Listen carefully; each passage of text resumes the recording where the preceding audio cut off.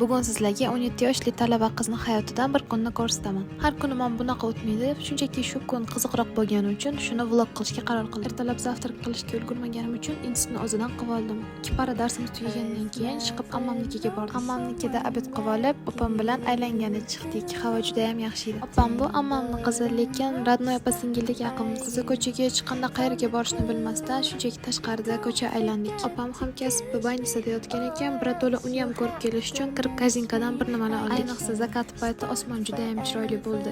Oblastnoy больницаning ichida bunaqa chiroyli joy borligini bilmagan ekanman. Daraxtlarni ko'rib rosa kayfiyatim ko'tarildi. Ko'p videolar ham oldim. Yerdan chiqib peshkom uyga qaytib yo'lda shunaqa suxi frukti yeb ketdik. Bir kun avval YouTube kanalimda 5000 ta bo'lgandim. Birdaniga shuni ham nishonladik. Shu bilan uyga ketdim. Lekin yarim yo'lda avtobusdan tushib qolib, bu yog'iga peshkom ketdim. Chunki havo juda ham yoqimli. O'zi ham shu kuni 15000 qadam yuribdim. Yana talaba hayot haqidagi qiziqarli videolar uchun kanalimga obuna bo'lib qo'ying.